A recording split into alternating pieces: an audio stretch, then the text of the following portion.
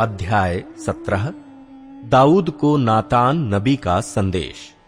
जब दाऊद अपने भवन में रहने लगा, तब दाऊद ने नातान नबी से कहा, देख, मैं तो देवदारू के बने हुए घर में रहता हूं, परंतु यहोवा की वाचा का संदूक तंबू में रहता है। नातान ने दाऊद से कहा, जो कुछ तेरे मन में हो उसे कर, क्योंकि परमेश्वर तेरे संग है। उसी रात परमेश्वर का ये वचन नातान के पास पहुंचा, जाकर मेरे दास दाऊद से कह, यहोवा यों कहता है, मेरे निवास के लिए तू घर बनवाने ना पाएगा, क्योंकि जिस दिन से मैं इस्राएलियों को मिस्र से ले आया, आज के दिन तक मैं कभी घर में नहीं रहा, परंतु एक तंबू से दूसरे तंबू को और एक निवास से दूसरे निवास को आया जाया करता हूं। जहां जहां मैंने सब इस्राएलियों के बीच आना जाना किया, क्या मैंने इस्राएल के न्यायियों में से, जिनको मैंने अपनी प्रजा की चरवाही करने को ठहराया था, किसी से ऐसी बात कभी कही कि तुम लोगों ने मेरे लिए देवदारू का घर क्यों नहीं बनवाया? अतः अब तू मेरे दास दाऊद से ऐसा कह कि सेनाओं का यहोवा यूं कहता है कि मैंने तो तुझको भेड़शाला से और भेड़ बकरियों के पीछे पीछे फिरने से इस मनसा से बुला लिया कि तू मेरी प्रजा इस्राएल का प्रधान हो जाए, और जहां कहीं तू आया और गया वहां मैं तेरे संग रहा और तेरे सब शत्रुओं को तेरे सामने से नष्ट किया है। अब मैं तेरे नाम को पृथ्वी के बड़े बड़े लोगों के नामों के समान बड़ा कर दूंगा। मैं अपनी प्रजा इस्राएल के लिए एक स्थान ठहराऊंगा और उसको स्थिर करूंगा कि वो अपने ही स्थान में बसी रहे और कभी चलायमान न हो, और कुटिल लोग उनको नष्ट न करने पाएंगे, जैसे कि पिछले दिनों में करते थे। वरन उस समय भी जब मैं अपनी प्रजा इस्राएल के ऊपर न्यायी ठहराता था, अतः मैं तेरे सब शत्रुओं को दबा दूंगा। फिर मैं तुझे ये भी बताता हूं कि यहोवा तेरा घर बनाए रखेगा।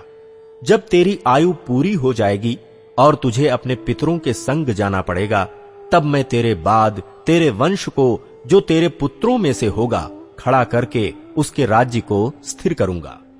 मेरे लिए एक घर वही बनाएगा और मैं उसकी राजगद्दी को सदैव स्थिर रखूंगा। मैं उसका पिता ठहरूंगा और वो मेरा पुत्र ठहरेगा। जैसे मैंने अपनी करुणा उस पर से जो तुझसे पहले था हटाई, वैसे मैं उस पर से ना हटाऊंगा, वरन मैं उसको अपने घर और अपने राज्य में सदैव स्थिर रखूंगा और उसकी राजगद्दी सदैव अटल रहेगी। इन सब बातों और इस दर्शन के अनुसार नातान ने दाऊद को समझा दिया। दाऊद की धन्यवाद की प्रार्थना। तब दाऊद राजा भीतर जाकर यहोवा के सम्मुख बैठा और कहने लगा, हे यहोवा परमेश्वर, मैं क्या हूं और मेरा घराना क्या है कि तूने मुझे यहां तक पहुंचाया है? हे परमेश्वर, ये तेरी दृष्टि में छोटी सी बात हुई, क्योंकि तूने अपने दास के घराने के विषय भविष्य के बहुत दिनों तक की चर्चा की है। और हे यहोवा परमेश्वर, तूने मुझे ऊंचे पद का मनुष्य सा जाना है। जो महिमा तेरे दास पर दिखाई गई है, उसके विषय दाऊद तुझसे और क्या कह सकता है? तू तो अपने दास को जानता है। हे यहोवा, तूने अपने दास के निमित्त और अपने मन के अनुसार ये बड़ा काम किया है कि तेरा दास उसको जान ले। हे यहोवा, जो कुछ हमने अपने कानों से सुना है, उसके अनुसार तेरे तुल्य कोई नहीं, और न तुझे छोड़ और कोई परमेश्वर है। फिर तेरी प्रजा इस्राएल के भी तुल्य कौन है? वो तो पृथ्वी भर में एक ही जाति है। उसे परमेश्वर ने जाकर अपनी निज प्रजा करने को छुड़ाया, इसलिए कि तू बड़े और डरावने काम करके अपना नाम करे और अपनी प्रजा के सामने से, जो तूने मिस्र से छुड़ा ली थी, जाति जाति के लोगों को निकाल दे, क्योंकि तूने अपनी प्रजा इस्राएल को अपनी सदा की प्रजा होने के लिए ठहराया। इसलिए अब हे यहोवा, तूने जो वचन अपने दास के और उसके घराने के विषय दिया है, वो सदा अटल रहे, और अपने वचन के अनुसार ही कर, और तेरा नाम सदा अटल रहे। और ये कहकर तेरी बड़ाई सदा की जाए कि सेनाओं का यहोवा इस्राएल का परमेश्वर है, वरन वो इस्राएल ही के लिए परमेश्वर है, और तेरे दास दाऊद का घराना तेरे सामने स्थिर रहे। क्योंकि हे मेरे परमेश्वर, तूने ये कहकर अपने दास पर प्रकट किया है कि मैं तेरा घर बनाए रखूंगा। इस कारण तेरे दास को तेरे सम्मुख प्रार्थना करने का हियाव हुआ है। अब हे यहोवा, तू ही परमेश्वर है, और तूने अपने दास को ये भलाई करने का वचन दिया है। और अब तूने प्रसन्न होकर अपने दास के घराने पर ऐसी आशीष दी है कि वो तेरे सम्मुख सदा बना रहे, क्योंकि हे यहोवा, तू आशीष दे चुका है, इसलिए वो सदा आशीषित बना रहे।